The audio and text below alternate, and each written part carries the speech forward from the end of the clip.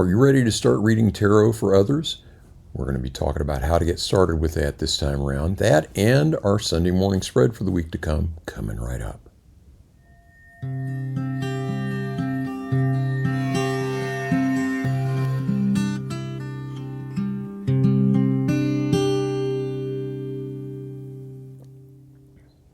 Hello, friends. Kopi Dulu. Hope you have your coffee or beverage of choice with you. Happy Sunday. Glad to be with you once again this week. Brian No from Cards of Light. And if you are new here to these videos, welcome. If you would, please subscribe to the channel so you get all of our content as soon as it comes out. And if everybody would please give this video a thumbs up, that will help us out a lot as well. I appreciate that. If you are a longtime viewer or returning viewer, welcome back. Glad to have you with us again this week. We will have our tarot card reading for the week to come in just a few minutes, but I did want to talk this time about how to begin reading tarot, either for yourself or for others. Let's say that you have begun to explore the cards and to study them and to learn them. Maybe you saw my video about the easiest way to learn the cards and you've begun to pull a card a day and do a little bit of contemplation and journaling. And you're beginning to really understand the cards, understand the deck well, and you're ready to begin to move beyond that just one card draw and begin to work with some card spreads, either for yourself or even reading for others if you're interested in that. So here's what I would recommend. First of all, you've got to choose a card spread to work with. And certainly for beginners, I don't think there's any question that a 3-card spread is the best to begin with.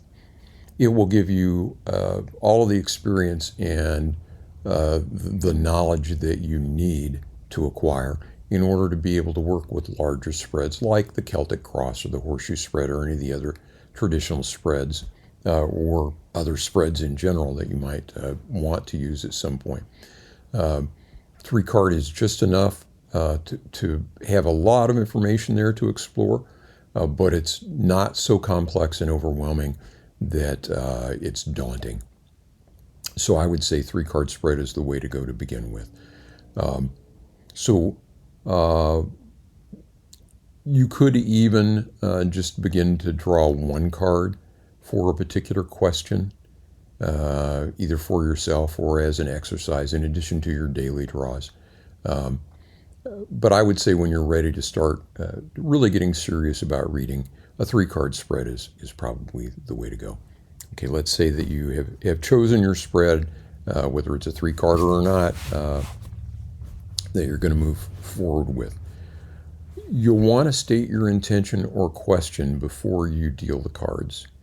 And it is helpful to have open-ended sorts of questions. So for instance, you're probably not going to learn as much and not get as good information out of a question like, should I drive to Chicago for the weekend to go exploring?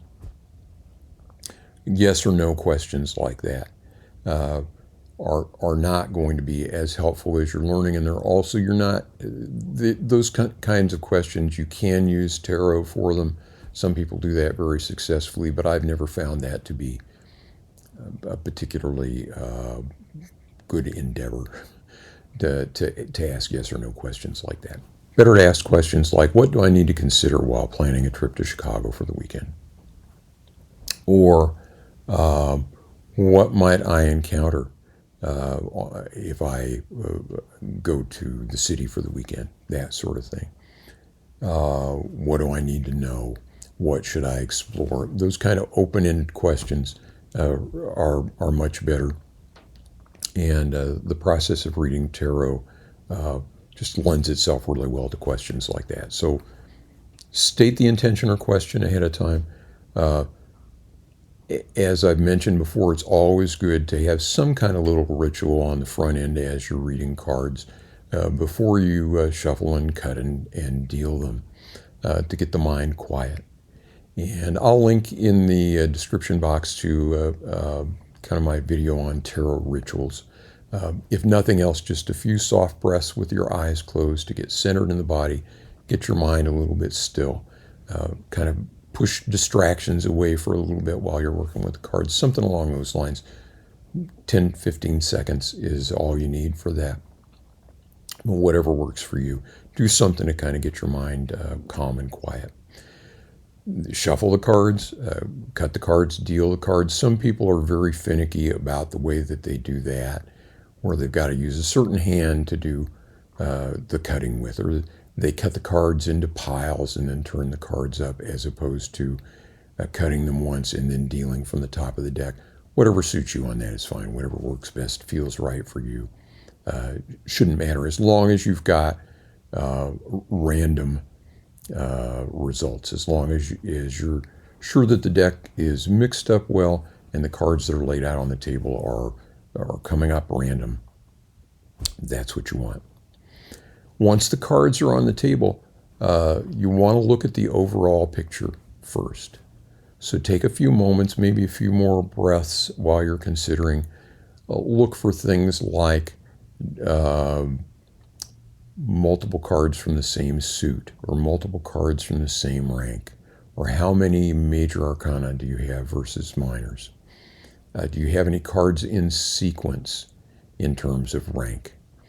If you're using a card that has varied artwork, like the Thoth deck, do you have multiple cards that have got the same color palette, or any that have dramatically different colors than the other cards in the spread?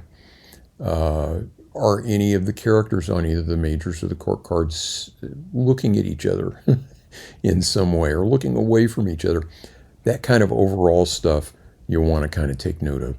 You want to take note of any intuitive hits that you get as well.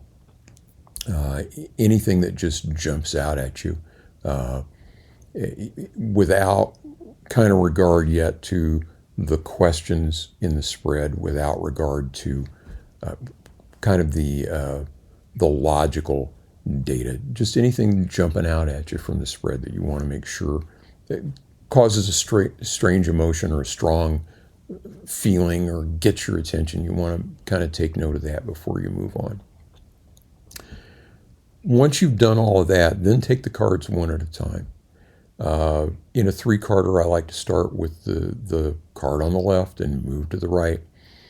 And those card positions, traditionally in a 3-carder, it's past, present, and future. But I like to think of them usually as kind of opening influences or energies, kind of predominant or current influences or energies, and then influences or energies that are going to be appearing but aren't quite there yet, not quite on the horizon yet. So maybe opening or waning influences, things that we're bringing into the current situation, the predominant energy of the moment, and things that will be showing up before long in relationship to the question.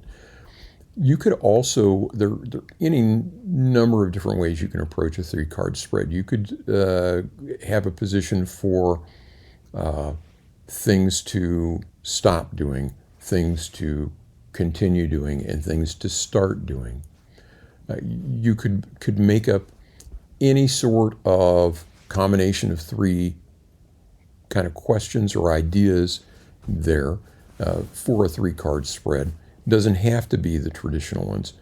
You want to make sure, though, you've decided that before you deal the cards, so that you know what the positions on the table are bringing to the equation before you lay the cards out in those positions.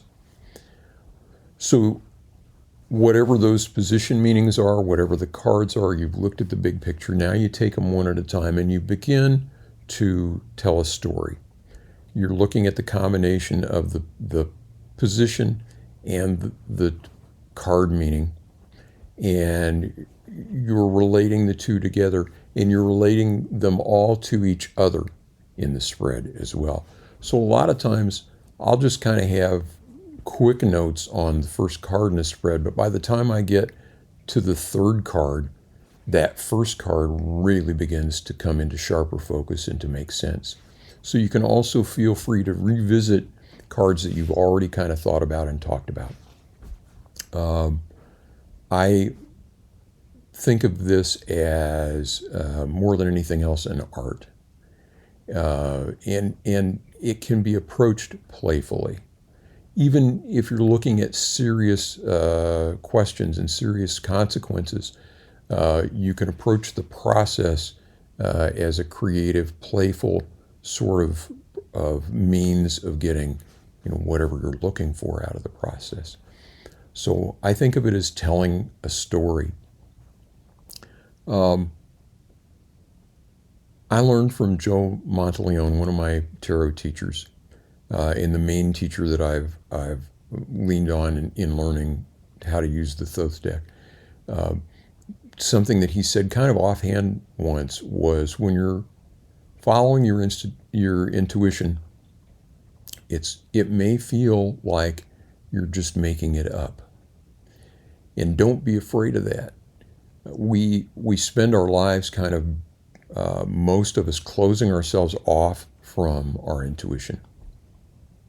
And so when we are getting an intuition, we'll think, oh, well, I'm just making that up. Oh, well, I'm just imagining that. Because we're so used to doing that in our daily lives.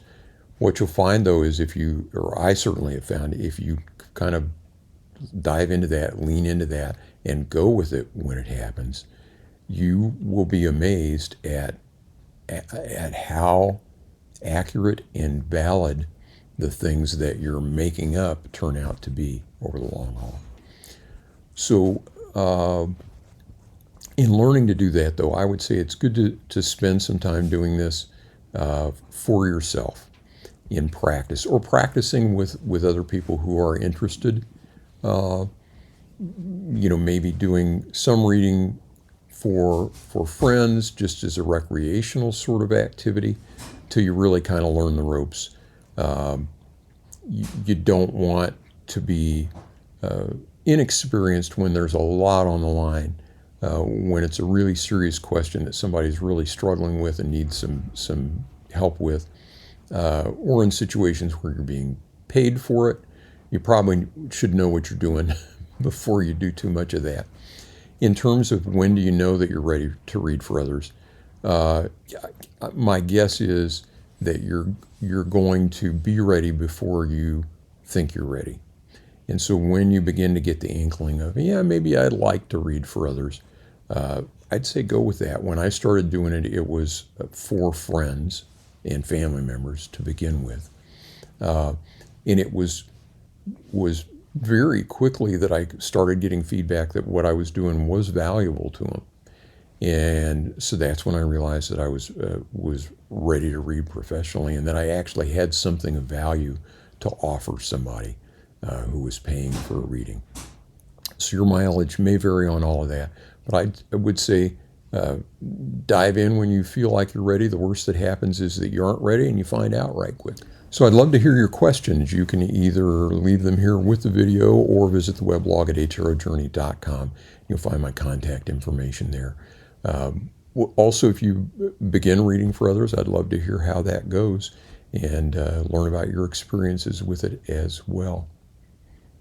I think that is what I wanted to say about this subject for the week. So let's go now to the table for our tarot card reading for the week to come. Okay, the cards are laid out on the table for our tarot card reading for the week to come. We've got 3 pip cards from the Suit of Wands and 1 major this week. In the physical dimension, we have the 8 of Wands. In the social emotional, we have the Hanged Man. In the mental dimension, we have the 7 of Wands. And in the spiritual dimension, we have the 4 of Wands. So let's take these one at a time. Over here in the physical dimension, we have this 8 of Wands card. And this is the card of speed. It is the card of help on the way sometimes. It is the kind of situation where we've done our best, we've put something into motion, and now it is out of our hands, and we just have to allow it to reach its logical conclusion. This could represent an unexpected message that will be coming to us. as this is in the physical dimension of our lives, that would be something to do with either our physical health, physical environment, financial matters, that sort of thing. Could be work related.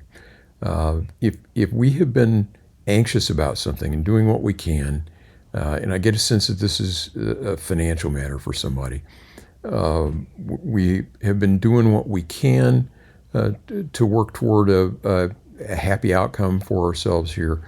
We have done what we can do at this point. We really just need to wait. But I would see us getting some really good news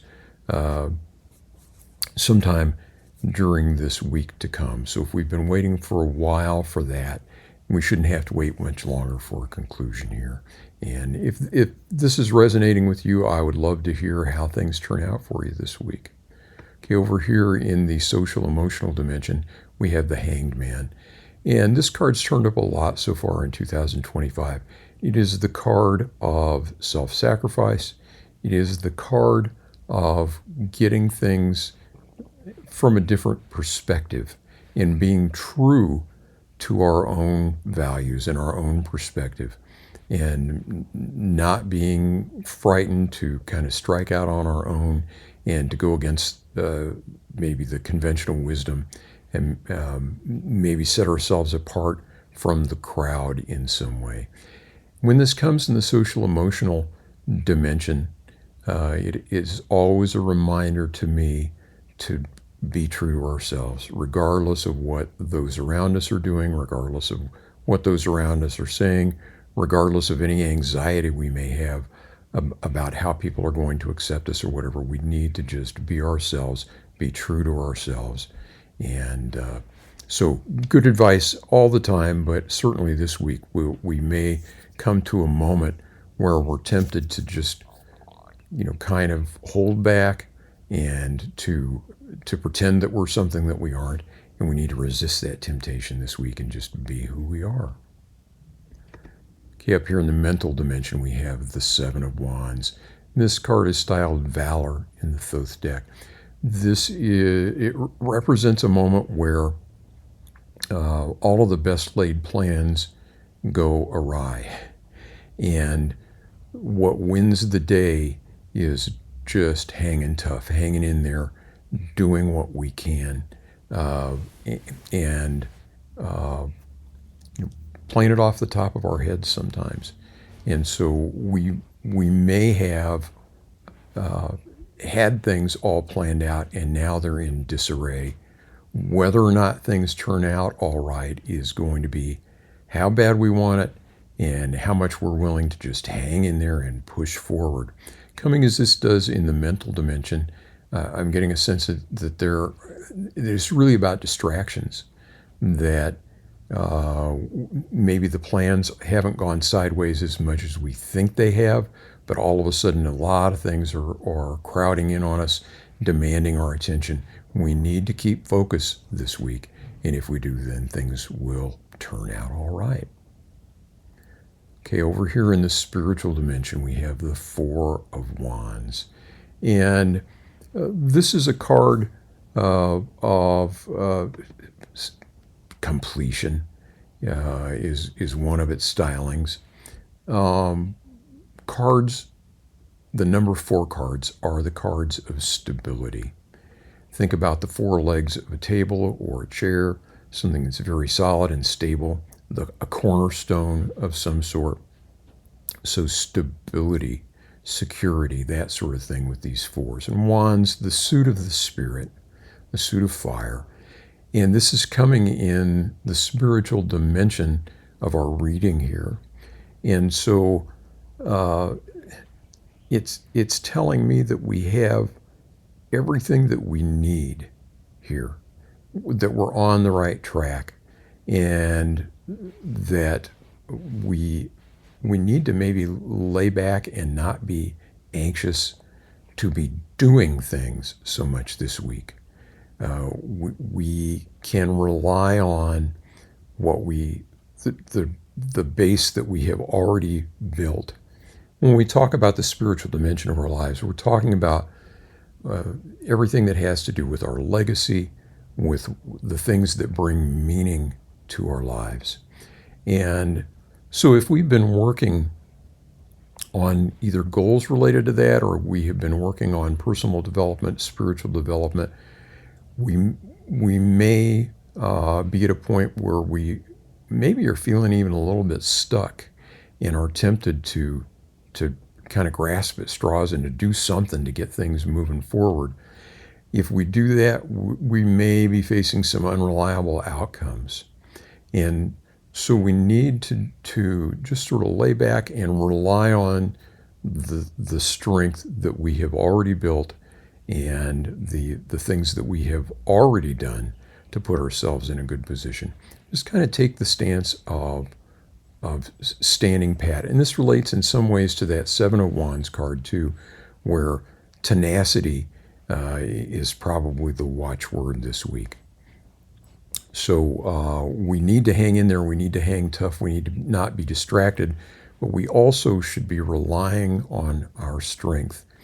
This also relates then to the first card over there in the physical dimension with that Eight of Wands, that we're kind of in a position of things being a little bit out of our hands.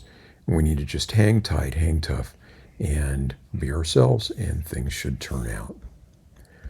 I would love to hear if this is resonating with you, and if you've got any questions or feedback, please do get in touch. Thank you for joining me once again this week. Please do keep in touch when you get a chance. Either leave comments here on the video or visit the weblog at atarotjourney.com, and you'll find my contact information there. We'll be back again soon, and in the meantime, as always, I wish you peace. Take care of yourself.